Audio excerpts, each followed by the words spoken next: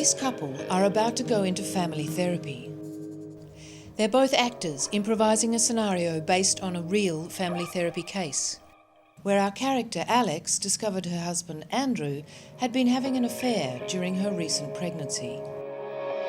The family therapist they're about to see, Moshe Lang, is not an actor.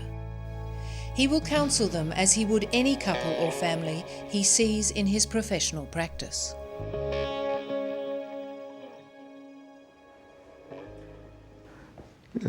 It's Alex, isn't Yeah. it? Yeah. And Andrew. Yeah. And you used to be a teacher. What did you teach? Primary. Whereabouts? I've taught all over. I All was over doing the- emergency for a while. And what do you do, Andrew? In advertising. And you have a 6 months Yeah. baby girl, Lily. Yeah. I'll tell you what, I like to chat to you a bit more, but time is short, so maybe I could first ask you, how do you feel about coming here today?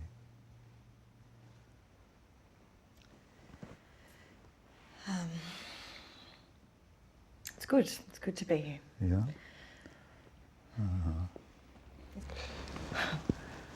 It's difficult.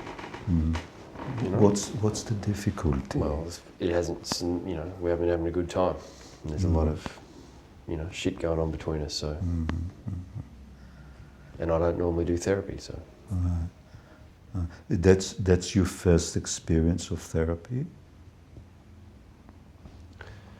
it's mine. Yep. What about you?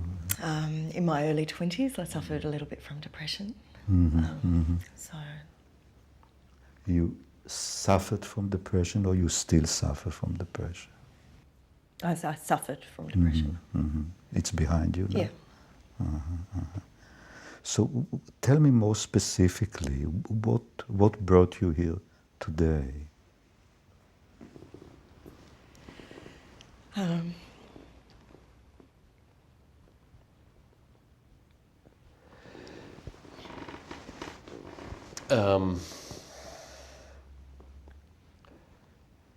Andrew's been having an affair.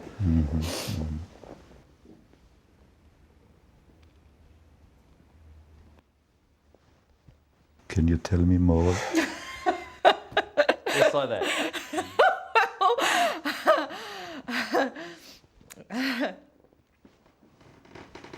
But it's finished. It's been finished for a while. But while I was pregnant with the child with Lily, I started having sex with someone else. And when did you first find out? I had my suspicions for a while, and then I asked him. Just after I'd given birth, I asked him. And what was his response? He said, "Yeah, yes." And what effect did it have on you?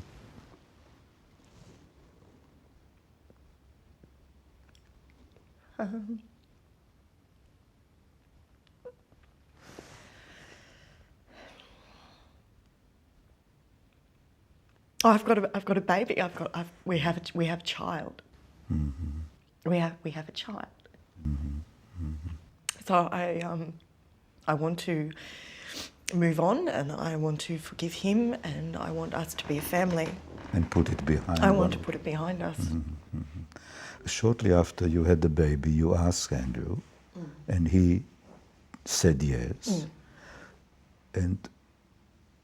But it took you some time to come. What happened from the time that you discovered it until you came to see me? Well, I thought that in asking him and him being truthful, that I would be able to be okay. And? I'm not okay. So in what way are you not okay? I don't trust him. I see. And you're very tearful. Andrew, can you tell me how you see things?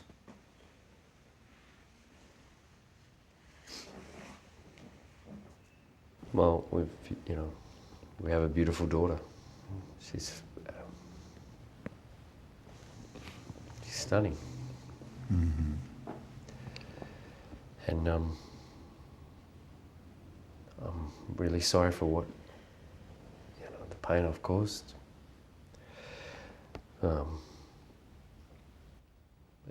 When I look at Lily, I just want us to, want that to keep working, for us to keep working for her. Mm-hmm. So the way you think of it, how do you imagine I could best help you?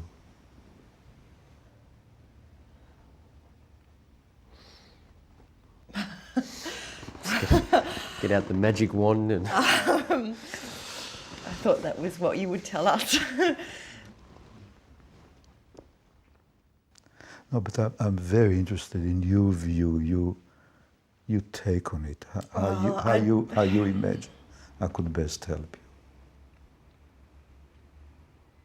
you. Well, yeah, I guess often it feels like we struggle to talk, we struggle to look at one another.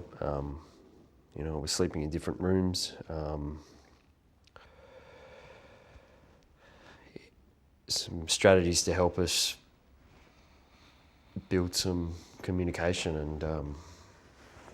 and for trust to start to be present again. Mm-hmm. What's your view of it, Alex? How do you imagine I could best help? I don't want everything to be like it was before. I want everything to. I thought that I could. I don't want him to touch me. Mm-hmm.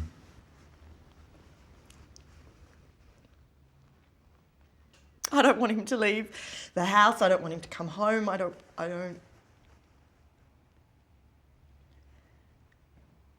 I get angry when he's holding Lily, and I get angry when he's not holding Lily.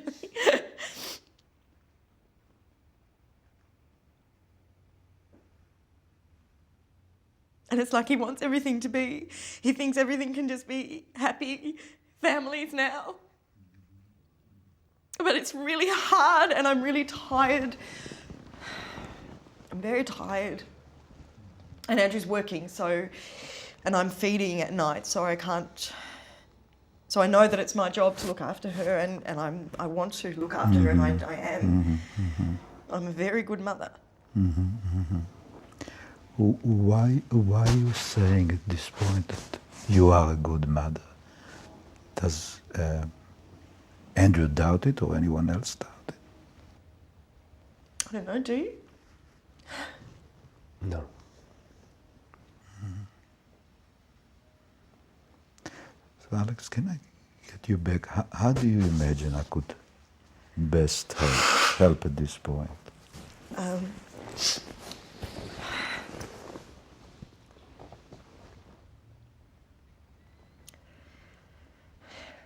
Well, I imagined that you have seen people like us before. I have.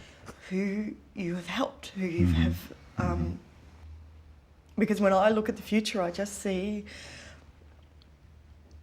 I don't see that we can keep going on the way that we're going, and I don't want Lily to grow up with all this stuff in the house, and I thought that maybe you could show us how to go forward. Maybe before we talk about the future, can you tell me about the history? What was it like before you had Lily? What was it like between the two of you? Before I was pregnant? Mm-hmm.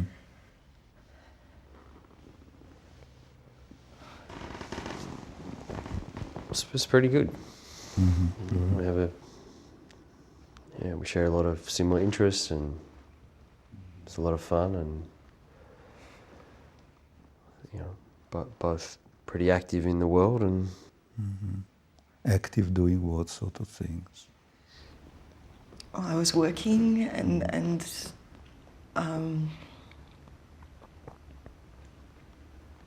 We were just living our lives.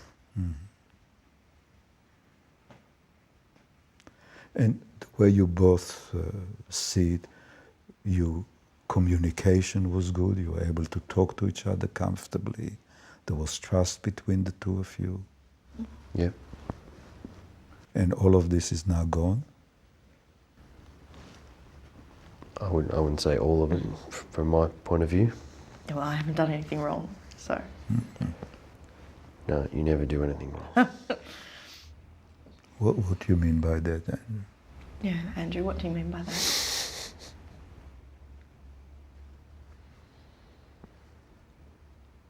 What do I do wrong? Well, I'm not trying to excuse what I did. But, you know, when Alex became pregnant, it was very much about her and the baby and her What relationship to her body. Well, you know, like it just felt there wasn't much space within you for me. Like you got very... And what's wrong with that? It's 9 months. It's 9 months. What's wrong with it is that I'm still here. And it's ours, not just yours. You're referring to the baby now? Yeah. She relates to the baby as if it's just hers and not... I was lonely, which is why she was my friend. She was my friend for 9 months, and now she's still my friend. And responsibility.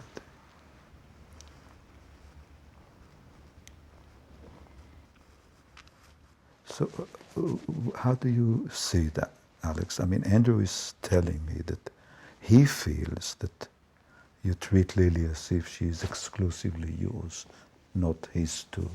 I don't. Do you know what he's talking about? Andrew's at work. Andrew works very long hours. He's often gone by 7:30, 7:45, and he's often not home until 8. So he doesn't actually get much of a chance to see her. And she's a baby she's her own person, and she makes her own relationships.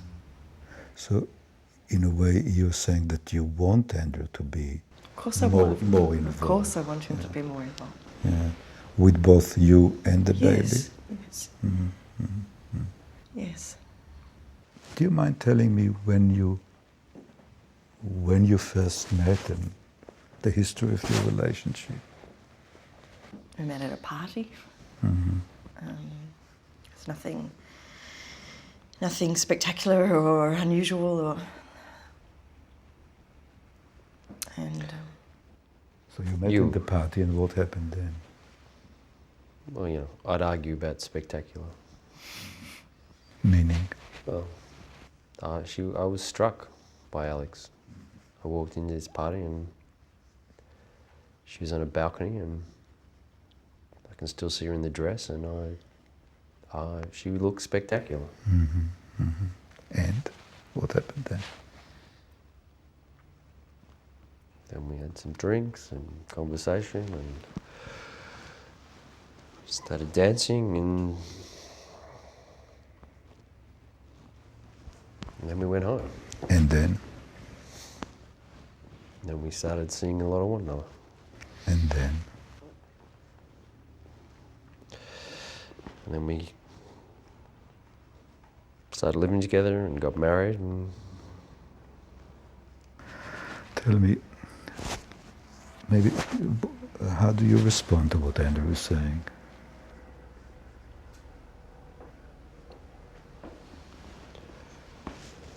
yeah, that's what happened. So the way you see it, of all the men in the world, why did you choose to marry him? Because he was alive. He was talking and sort of slams his fist down on dinner tables and holds court, and I like that about him. And we have great friends, and we. You had great friends? No, Or we you have were, we you have were great friends together. We made a life together.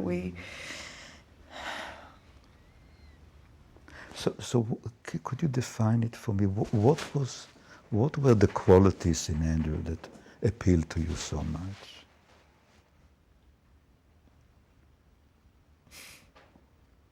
I want to say all these. I want to say because he.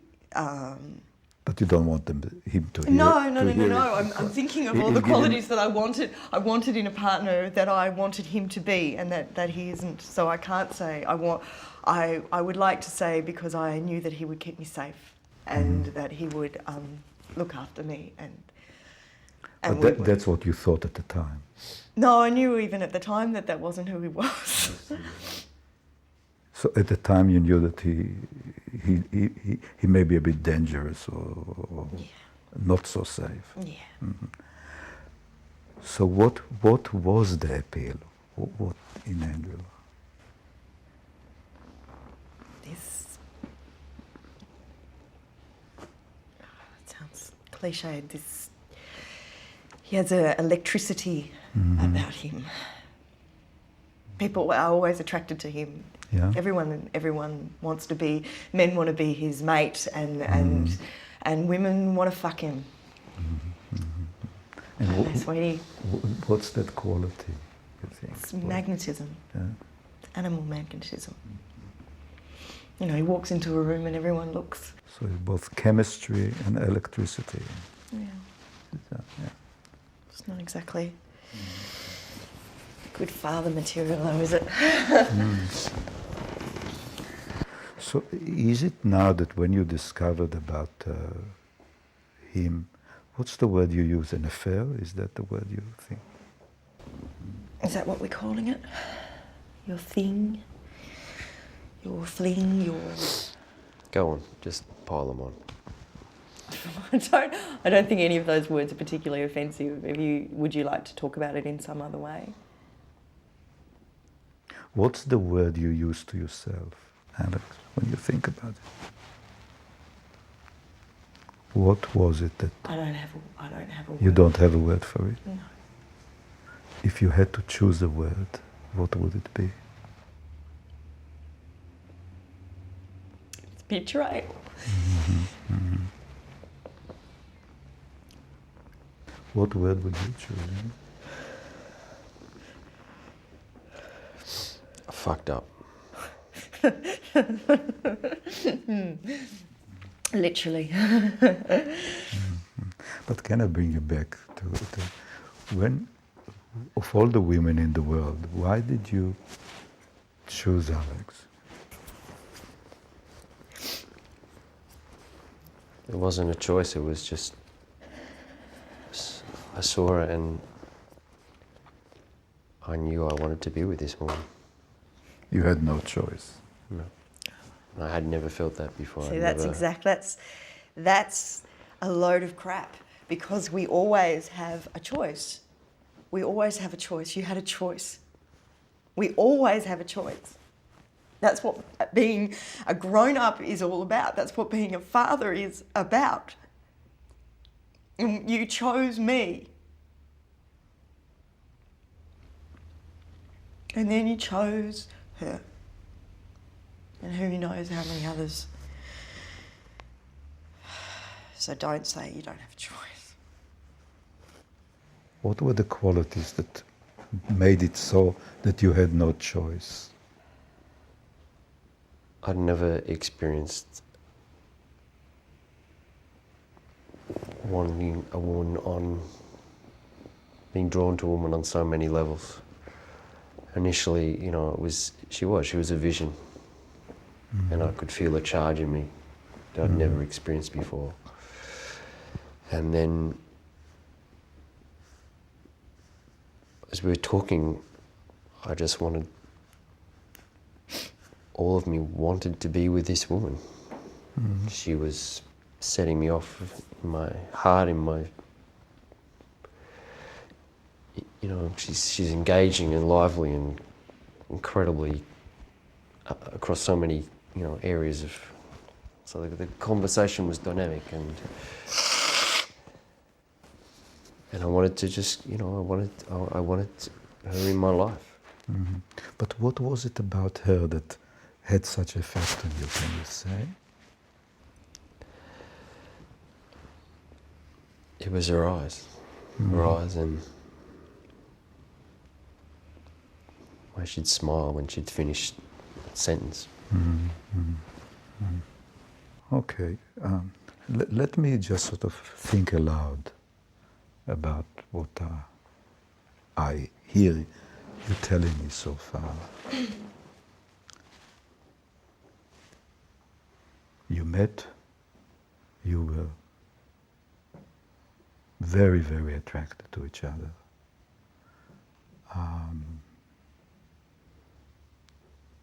At one point you decide to get married, and you feel that your relationship was a very strong, very good one. Good communication, good trust, great intensity. And then, at one point you get pregnant, and here you are today, in great distress, that the trust between you is, I don't know what word to use, severely damaged or destroyed. A lot of pain, a lot of anxiety about the future, confusion about how you deal with it. Your ability to talk to each other, to communicate with each other, is also severely damaged or gone. Presumably there's also a lot of, not just hurt, but a lot of anger and resentment and a sense perhaps of betrayal. And for me it leaves me with two questions. Question one is, I'm very interested in your view, how you get from that point where things are so good between the two of you to the point in which you are today. Do you understand what I'm asking? We had a miscarriage before Lily. Mm-hmm. And?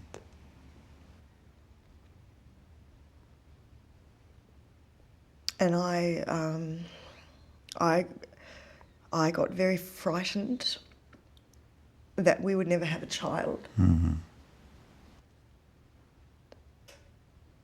And I got very...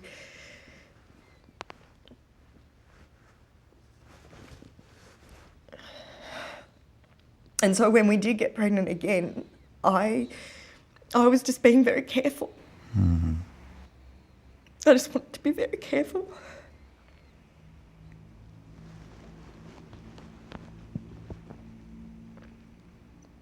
And maybe I was too... No, I don't think you can be too careful. And I know that everyone says that it's fine to keep having sex and to, you know, exercise, but I didn't want to, and now we have a daughter. Mm-hmm. So I don't think it was such a huge sacrifice to make for this tiny bit of time. But I was very anxious during the pregnancy, both pregnancies, and I think Andrew found that he didn't understand. Andrew's an optimist. Mm-hmm. Mm-hmm. So do you feel that your sense of it, that Andrew may have felt rejected by you, pushed away by you? Both. Well, I was doing it for us so that we could have a family. I didn't mean to push him away. Mm-hmm. But was that your experience, that you felt pushed away, you felt rejected?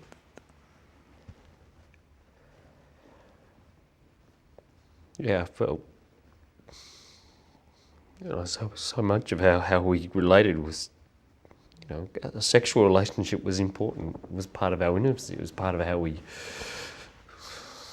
you know, And to have that,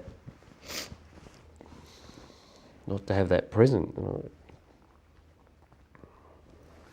When it wasn't present, what effect did it have on you, and what meaning did you give to it? It just seemed, you know, if we had a, you know, a day where we hadn't got on, or,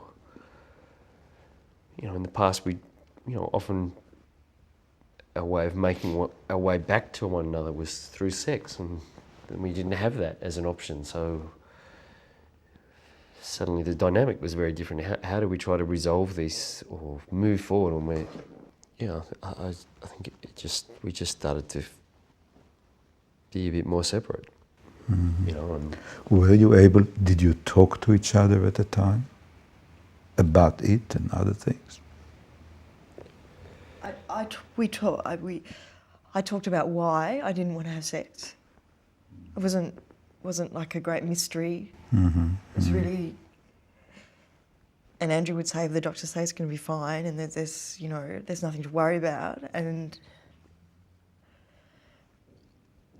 then he would take it personally, like I was personally rejecting him, and that's not what I was doing. That was not what I was doing. But your sense of it is that's the way he experienced it. Yeah, I know he did, and I would try to make it up, you know.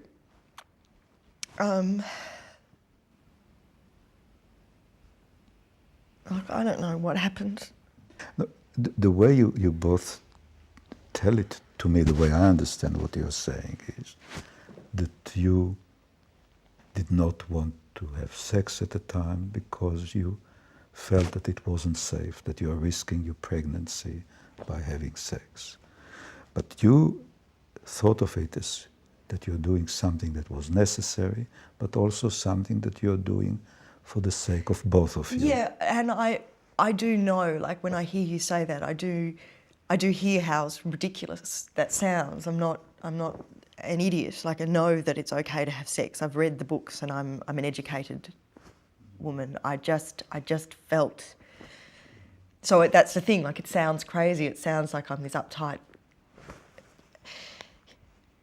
and that I was being irrational, and I just. But my point was that the way I understood it is that, rightly or wrongly, you felt at the time that you're doing it as something for the two of you. And Andrew experienced it as painful rejection. And that created some difficulties between the two of you. Tell me something else. When you had the miscarriage, what effect did that have on you? And on both of you? I think we're both very upset. You know, we wanted this child, and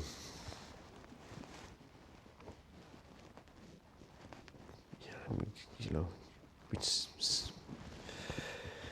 felt its heartbeat and seen images of it, and then it was gone. Mm-hmm. How far into your pregnancy were you when you had it? We had a scan at 8 weeks, Mm-hmm. and the baby was there, and then we went in for our 12-week scan, and the baby had died. Mm-hmm. And I knew that something was wrong. Mm-hmm. Andrew thought I was just being anxious, but I had this feeling. So looking back, what do you think, what effect the loss of that pregnancy, what effect did it have on your relationship? Did it bring you closer together, you think, or Yeah. created more distance between you? Andrew was beautiful. He was really, really beautiful. I thought it brought us closer together because we were in this thing.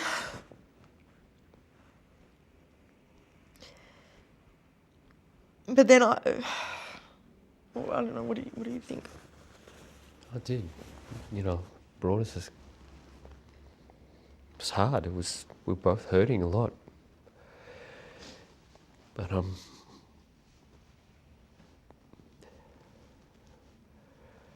yeah, I mean, we hung in there with one another. Really. But that painful experience brings you closer together. Yeah. Then you are keen to get We got pregnant pretty Pregnant. much straight away. You get pregnant straight away. And so that the very thing that you are so keen to have happen to you happens to you. Yeah. And a year later or thereabouts, you are in this room being miserable as hell. Yep. Yeah.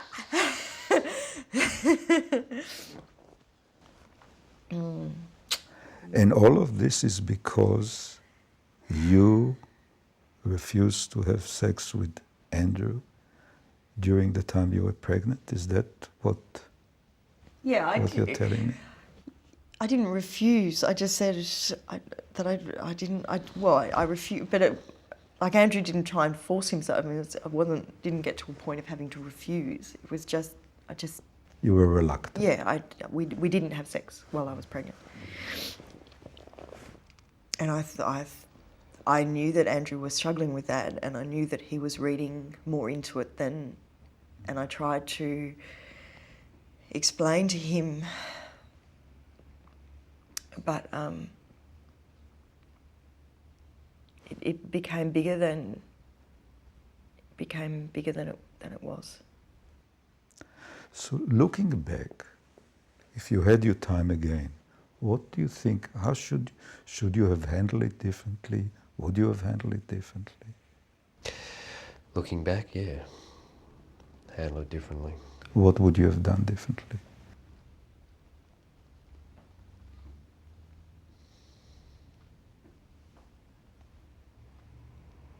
Listen more to Alex's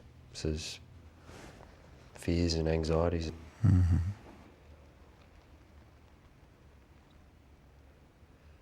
You know, nine months it's a bit a blip, really. You know. So you should have, looking back, you should have listened to Alex more, to her anxiety, to her fears, Yeah. and Employed Mrs. Palmer and her daughters a little more than looking for relief outside of our marriage. who is Mrs. Palm? Mrs. Palmer and her daughters. Oh, wanking. That's a new one for me. I'll tell you. I've heard that one before. Where is that from? Like grade 6? Mrs. Palmer and her daughter. Oh, okay, right. Okay. Mrs. Palmer and who? It's the palm. No, I understood Yeah, that. well, I didn't. So. Yeah. It's Mrs. or Miss? I usually say Mrs. Palmer. I like to think she's married. She has 5 daughters. She's married. I haven't analysed. But you assume she's married.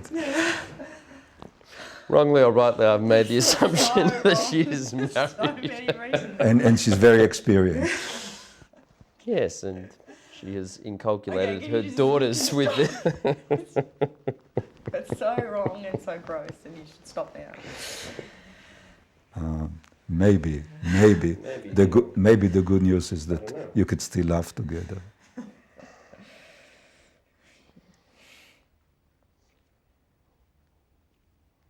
See, I know, even there, it feels like there's a sense that sex is wrong, you know. It's partly what I hear when you say that. You asked before if we were looking back, what would we have done differently? I've thought about this a lot. And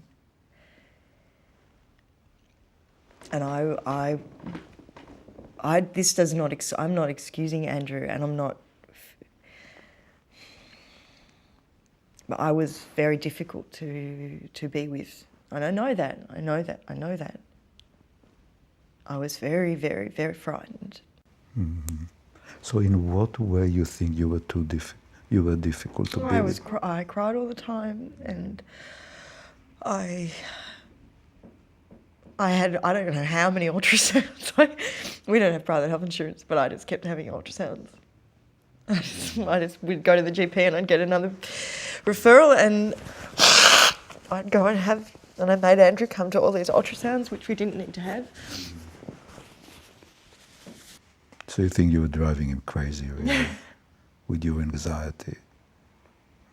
Yeah, maybe. So looking back, what should you have done differently? Oh, I don't know. I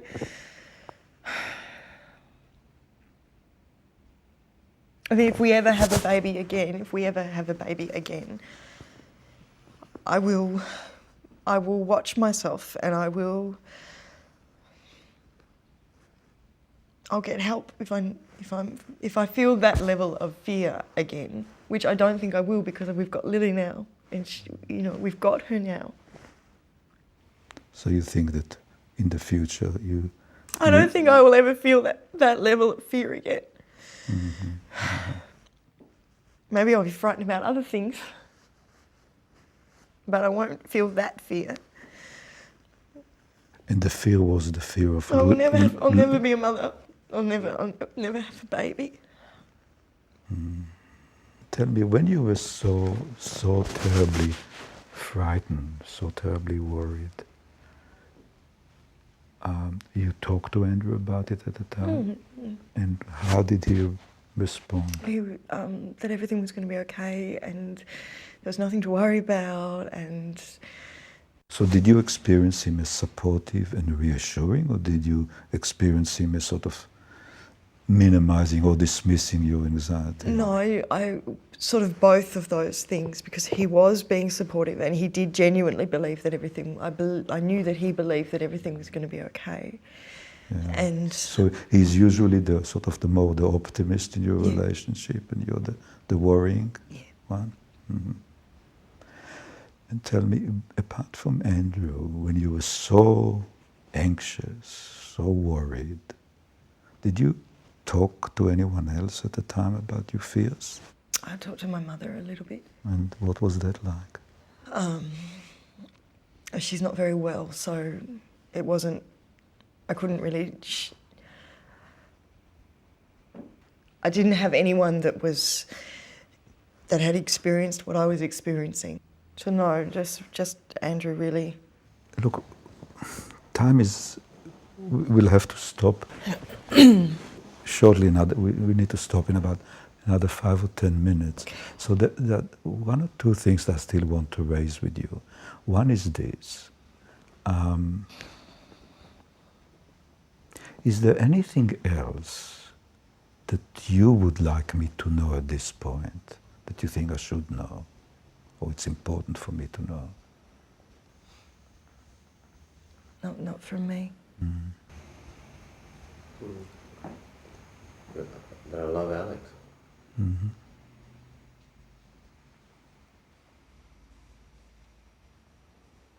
The one thing that you both made, I think, perfectly clear to me, both in the words but also in the music, is that you want to stay together. You want to make a go of it for your own sake and Lily's sake. The problem for you is how to go about doing it. And if I understand correctly, one of the main issues between you is that you don't want, or you are unable to, just put it behind you. Things need to be done, you feel. That what you're worried is that what happened would be minimized or trivialized, and rather than dealt with properly. That's the way I understand, I think. But let me ask you both, is there anything that you would like to ask me before we finish?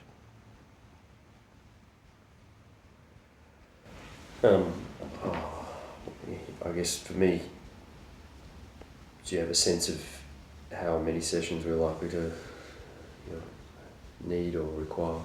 Mm-hmm. How long will it take? What about you, Alex?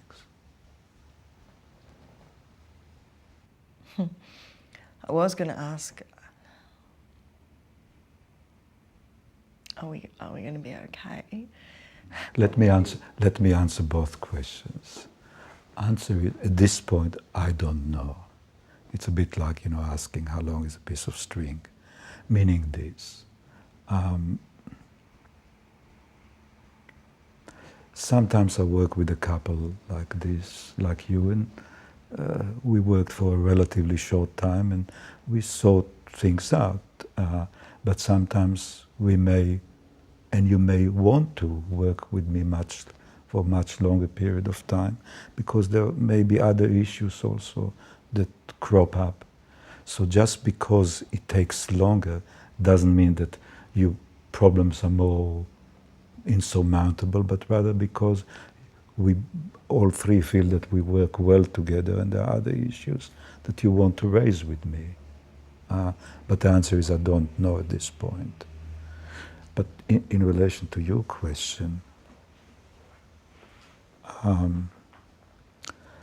I have some sense of optimism about your situation, and I want to tell you why. I already said that it seems to me that what you are telling me is that you are both deeply committed to each other and to Lily. You have both talked with me today, I think, very openly, very freely. And my sense is that when you talk to each other, you also listen to each other. So one of the first things that you wanted to restore in your relationship, the capacity to communicate with each other, in a sense already happened today. You did talk with me and with each other. But we need to stop because of time. So what I'm suggesting is this. That in a way I'm stopping now because time is up rather than because we came to some meaningful place. So what I'm suggesting is let's get together next week to talk more. Are you comfortable with that? Yeah. All right, so let's call it a day now, and I'll see you next week. Okay. Thanks. Thank you. One of the reasons why I think it was a good session was because it felt like life itself. There were tears, there were moments of uncertainty, confusion, and laughter.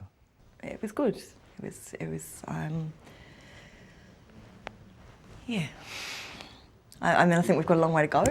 And the fact that the three of us could laugh together because it was funny, not because we were laughing at one person or another. It was a good, healthy laughter. Yeah, well, I feel like we were actually talking and we haven't been doing that. So, and yeah, we have got a long way to go, but I think there's possibilities for us. For me as a therapist who sit in this office day after day talking with people, unless there is some laughter, it becomes bloody impossible.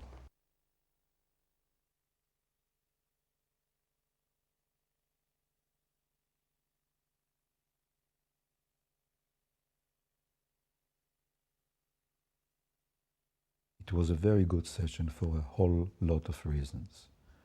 One, they both did talk freely, openly. Obviously, there is much more that they could say and would want to say, but it's a beginning, from my point of view, of a process. So it went very well that way. I think not only did they speak freely, they listened to each other. By all probability, they have heard each other say things that they may not have heard before. It probably was very important for both of them to go back and talk about the past. Having had a very painful year or whatever it is, to talk back and tell another person about the attraction, the positive that was part of their relationship in the past was probably very important and very helpful for both of them. For Alex, probably must be a lot of rage and anger that would still, as well as perhaps some self-blaming, that she failed her husband and therefore she is responsible for him having the affair. And for him too, there is a sense probably of a huge amount of guilt, as well as perhaps anger and resentment about feeling being pushed. He also said something else that I did not follow up, and I think it may be very significant. About her, I forgot how he put it, but the implication was that she is holier than thou, and that she occupies now the high moral ground, and he is down in the dumps that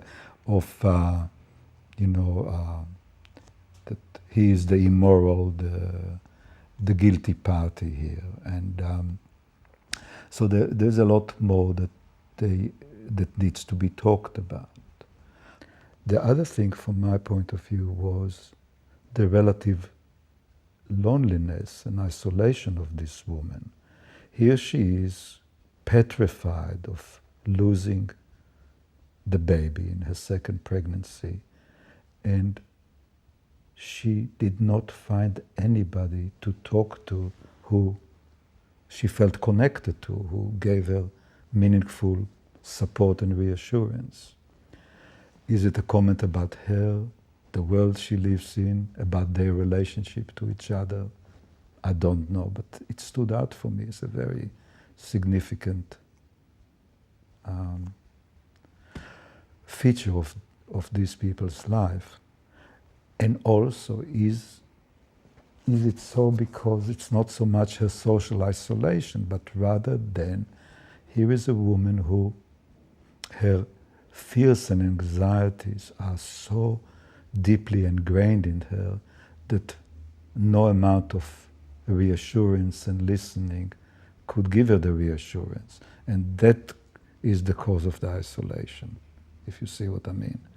And similarly, is it also possible, I'm asking myself, that for Andrew, if he is with her and she is petrified, she is anxious, and he tries to reassure her, and she is not reassured, does that make him feel inadequate, inferior, and is that one of the motivation that drives him to another woman?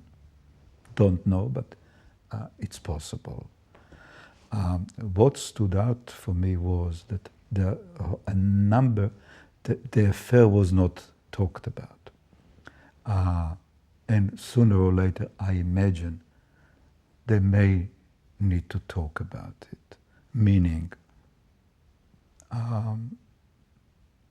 does she know who the woman is? Has she asked lots of questions? Has she not asked any questions? If she hasn't, why? The more typical reaction is when a wife, or a husband for that matter, if a wife discovers that her husband has been unfaithful to her, she doesn't let him sleep nights asking questions. She wants to know lots of the details. And usually he's exhausted eventually. But this, I think, has not happened. Maybe she's too tired looking after the baby, or I don't know. But that stood out for me as an issue that perhaps we would need to revisit. Usually they come to therapy and the husband asks me directly or indirectly, could you please stop that third degree because I can't live with it any longer. That, in a sense, very often it's her curiosity, but also her way, perhaps, of extracting punishment, or also try to understand why did you choose to go and spend time with this woman? What does she have that I do not have? So obviously, every time that a thing like that happens, it impacts on the self-esteem, self-worth of both people, as it were. And that's one of the issues that needs to be dealt with and perhaps resolved for this couple if we were to continue to work together. One of the reasons why I think it was a good session was because it felt like life itself. There were tears, there were moments of uncertainty, confusion, and laughter. And the fact that the three of us could laugh together because it was funny, not because we were laughing at one person or another. It was a good, healthy laughter. But the other thing about humor is that humor allows people to see things differently. You know, when you are so tight, so angry, so anxious, you could see things only one way. And in a way, therapy is about helping people to see things in a different way, new way, or a number of ways. So the humor was a very good sign from my point of view. And in a way also, you know, for me as a therapist who sit in this office day after day, talking with people, unless there is some laughter, it becomes bloody impossible.